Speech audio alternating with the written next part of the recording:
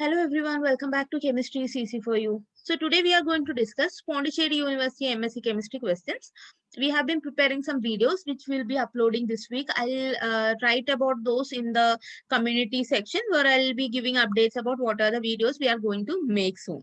And one important information I want to give is for Pondicherry University MSc Chemistry, we have done many previous videos, the link of which I'll be giving in the description box below.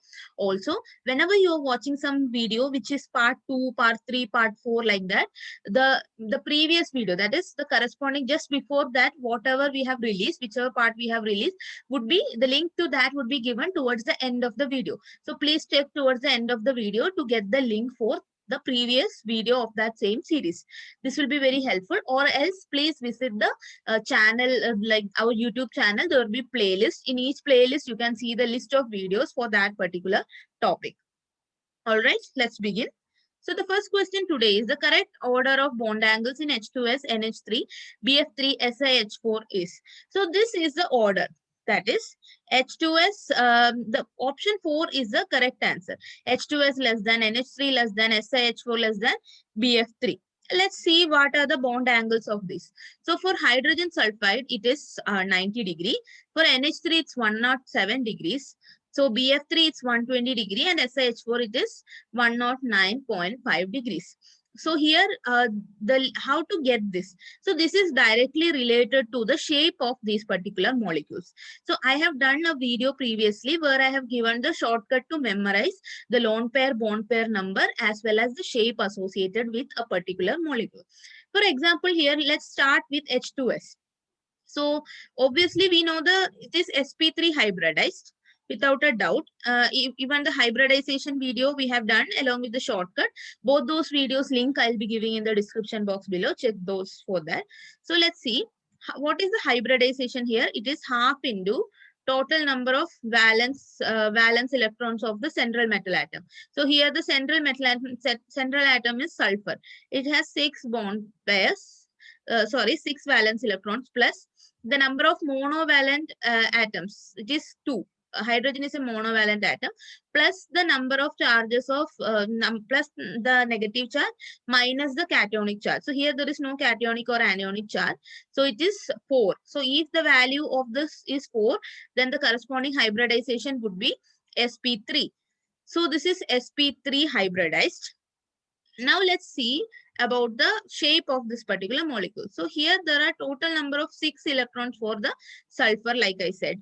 Out of this, 2 electrons are used for bonding with the 2 hydrogen atoms. The remaining 2 are lone pairs. So according to that video, you know, if there are with 2 bond pair and 2 lone pair, there will be a V-shaped compound. That is, there will be sulfur, hydrogen and hydrogen, which is the angle between which is approximately 90 to 92 degree. Therefore, we have this particular value here. Second, let's consider NH3. Again, NH3 also, the central metal atom. There is here also NH3 ammonia. It is a pyramidal shape. I'm not going to give the values of the hybridization and all those. Let's directly go to the shape. So here the shape is pyramidal. There is a lone pair on nitrogen and there is a pyramidal kind of shape, because of which NH3 is having 107 degrees because of the presence of lone pair. While SiH4, silicon has 4 valence electron, all the 4 of which are bonded to hydrogen, giving rise to a tetrahedral compound. And the tetrahedral compound will be having a bond angle of 109.5 degree. BF3 on other hand, BF3 is having trigonal planar structure, which is having B is having 3 valence electrons. So BF3 will be giving 120 degree of bond angles, because this is a sp2 hybridized compound. All the other 3 are sp3 hybridized, from which H2 has the shape of V, SiH4 is tetrahedral, and NH3 is pyramidal. That is why the difference in this bond angle arises. So if you watch those 2 videos, the one to find the hybridization as well as to memorize the shape, you can always understand how the bond angle differs. If you know the shape, it is easier to guess what the bond angle is. So this is about the first question here. Now let's move on to the second question.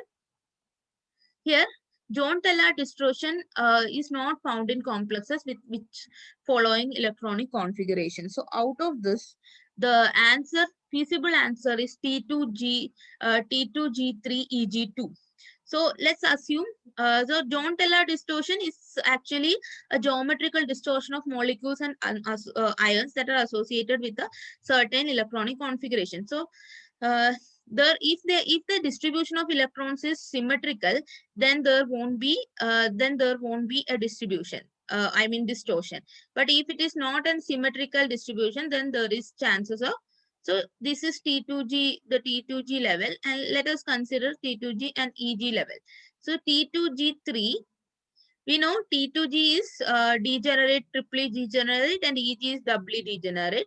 So there are levels of two orbitals of same energy in EG and three orbitals of same energy in T2G. That is the degeneracy.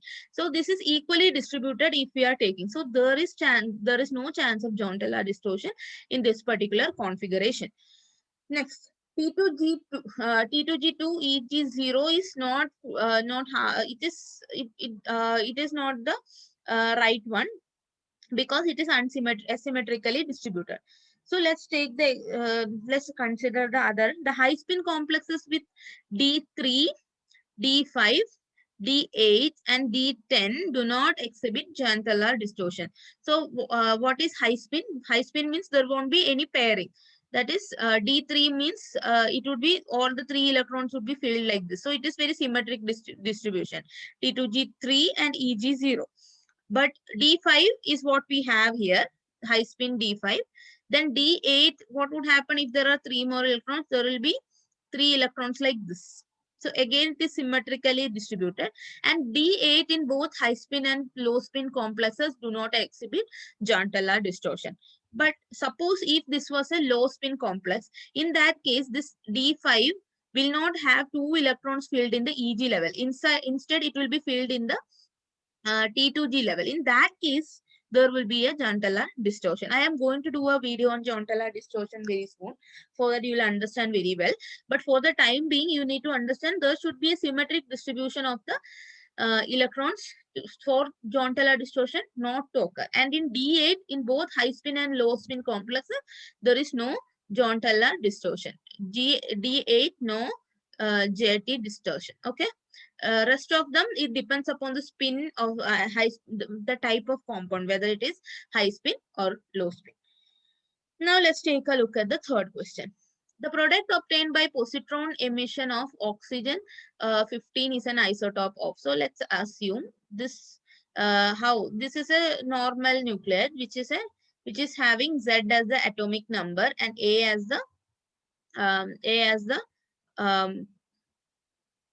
mass number. So yeah, so if you are taking a general example where Z is the atomic number and A is the mass number, upon positron emission, there will be let's call this as Y. Sorry, let's write it here. There will be a new species Y with Z minus 1 as the atomic number. There won't be any any change in the mass number. Why? Because a positron distribution gives you something of this sort, plus 1, 0. Positron is an opposite of the electron. That is, there will be a plus 1, it will have a plus 1 charge, but there is no mass. So that is how this occurs.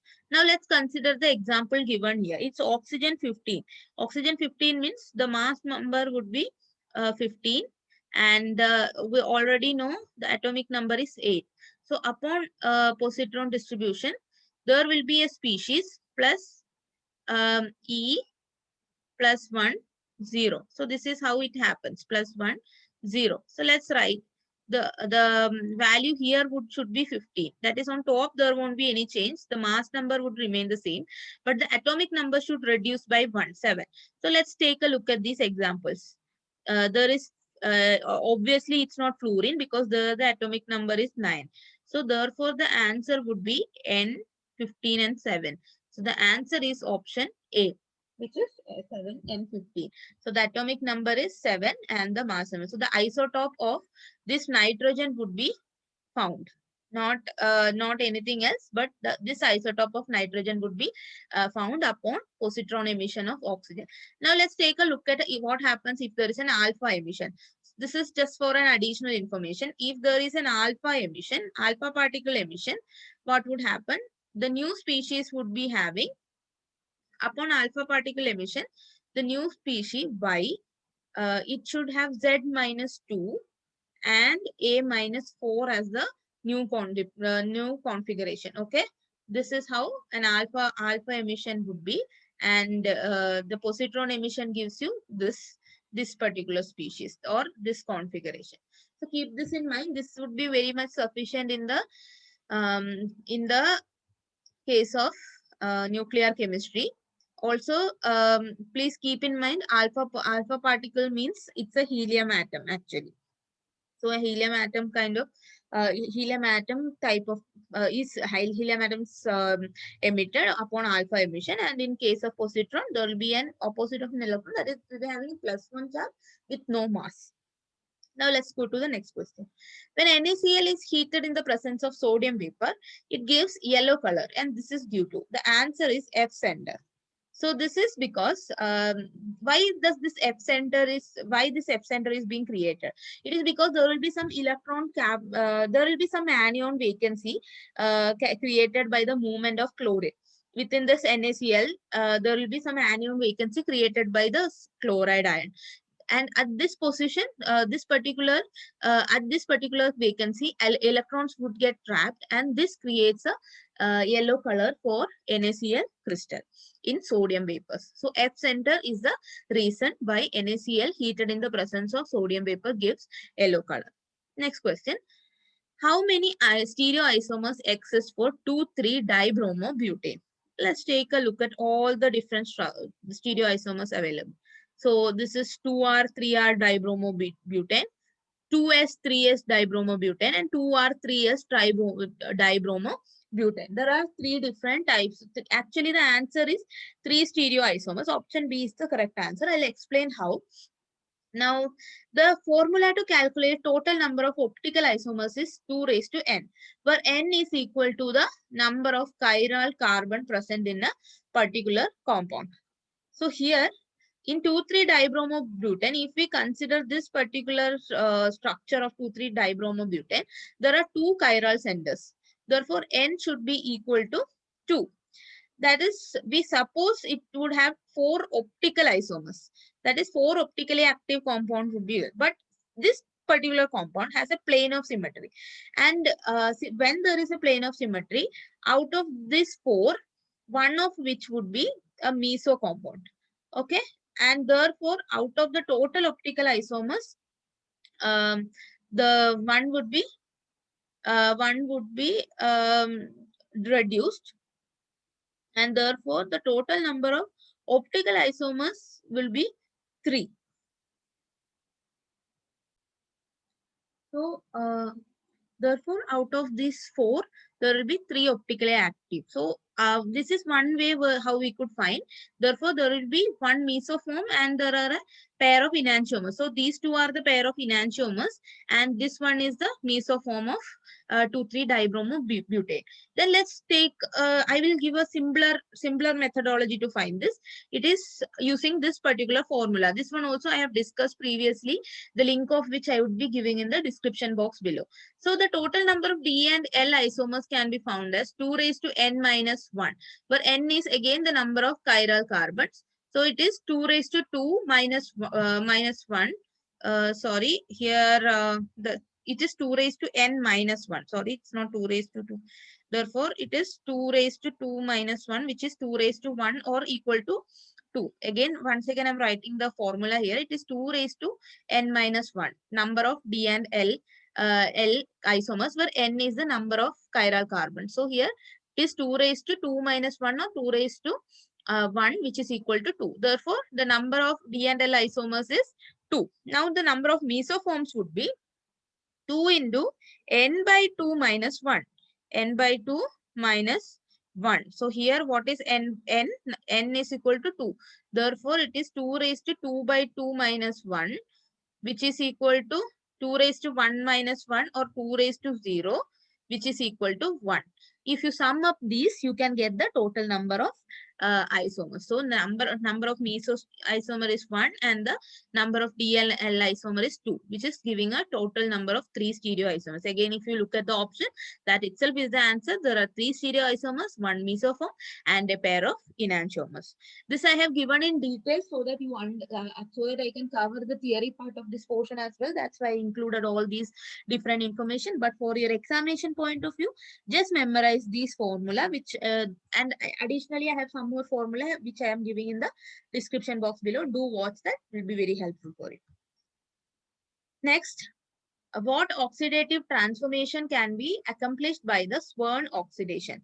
So the Swern oxidation is converting secondary alcohol to a ketone.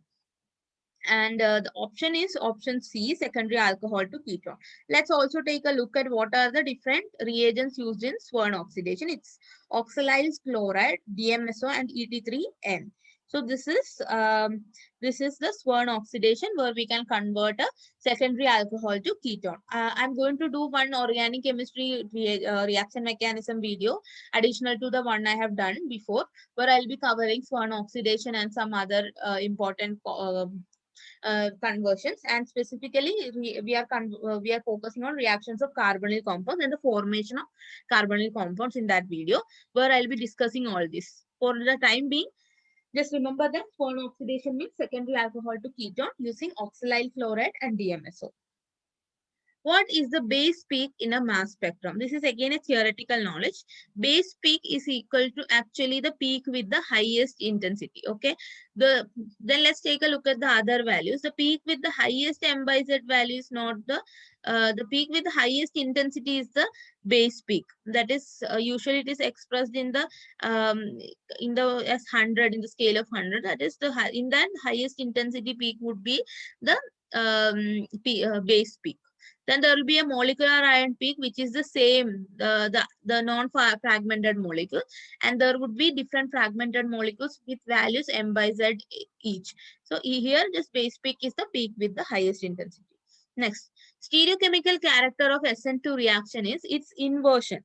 That is, the configuration of the compound after SN2 reaction would be inverted. So let's take a look at methyl chloride and bromide ion. So the bromide ion comes and attacks C. At the same time itself, the chloride leaves, and which leads to the inversion of the configuration. So therefore, the stereochemical character, that is the stereochemistry, is inverted upon the attack of the negative ion in the SN2 type of reactions. So Br minus comes and attack and chloride leaves. Therefore, there is an inversion of the stereochemistry. That's why we can write this answer as the option 4, inversion. The next question is absorption spectra of aniline in aqueous acid exhibits. So in aqueous acids, there will be abundant H plus ions present, which will be binding to the lone pair on the nitrogen of aniline. Okay, and therefore there will be a loss in the conjugation of aniline, which actually will cause the blue shift or the hyperchromic shift. Here we can call it as the hyperchromic shift.